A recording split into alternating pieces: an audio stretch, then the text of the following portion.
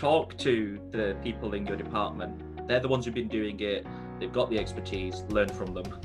But the other sort of couple of things I touched on when I wrote down my thoughts on this was talk to people outside department. I talked about the importance of observing them, but talk to them on a human level as well.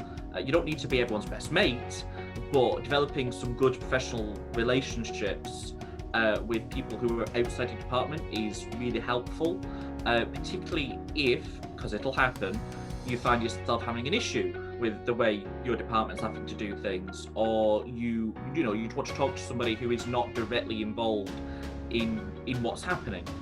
Obviously, be careful about that. Make sure you're talking to the right person. But I've developed good relationships with the two people whose forms I have shadowed this year, and neither of them are maths teachers. And now I'll see them on the corridors and we'll chat occasionally. It's nice. So talking to people who are outside of your department is really, really important. Don't sort of put yourself in the department bubble, particularly not, next year you should be back in a classroom or a series of classrooms, but it'll be in like the maths department space or the physics department space. Branch out of that. Talk to people who aren't in it, because otherwise, depending on your school, it can feel very much like it's sort of you and then there's other things that happen elsewhere. Having those members of your faculty that you can go to if you've got a silly question just makes things so much more easy.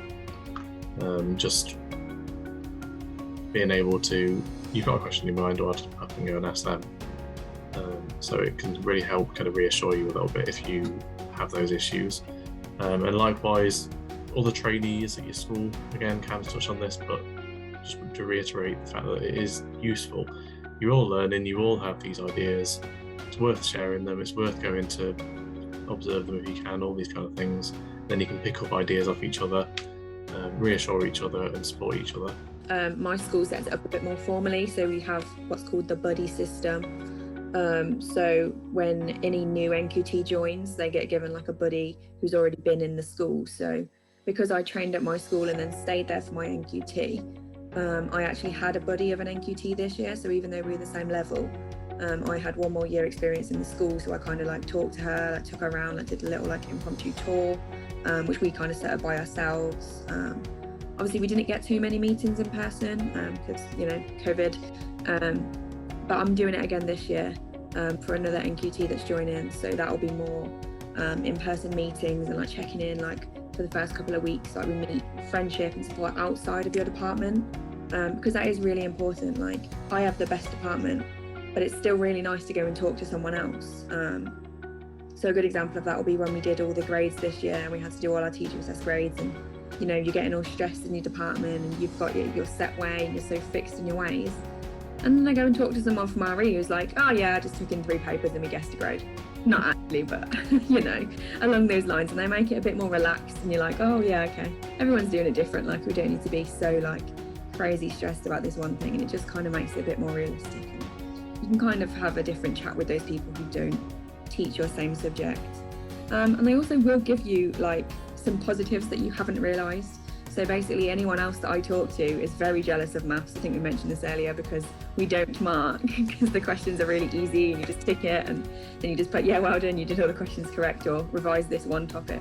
So they can give you some positives if you're feeling really down about it as well. There were no trainees at my school other than myself when in September. So that didn't form part of my initial network. Then a bunch joined in January and, we were locked down for a term and a bit. So I didn't really have anything to do with them then. And then they kind of left in Easter. And then a couple more joined and blah, blah, blah. And I didn't really get any opportunity to talk to any other trainees. And the couple of NQTs who were there, I never really sort of got to see because we were ships in the night, always just passing each other.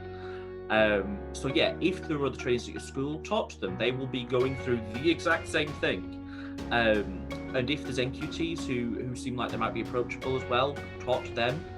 How did you cope last year? Did you train here? That sort of thing. I don't really know what it's like in a school that's not in London, but for us, we've always got like a really high turnover rate in terms of staff.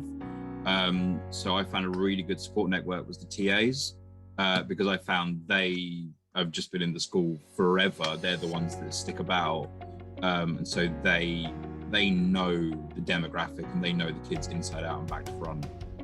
So I've had like just general conversations with them, just like, oh, you know, how's life? Or, you know, if I'm having trouble with a particular class, there will always be that one TA that goes, oh, I remember them when they were year 7.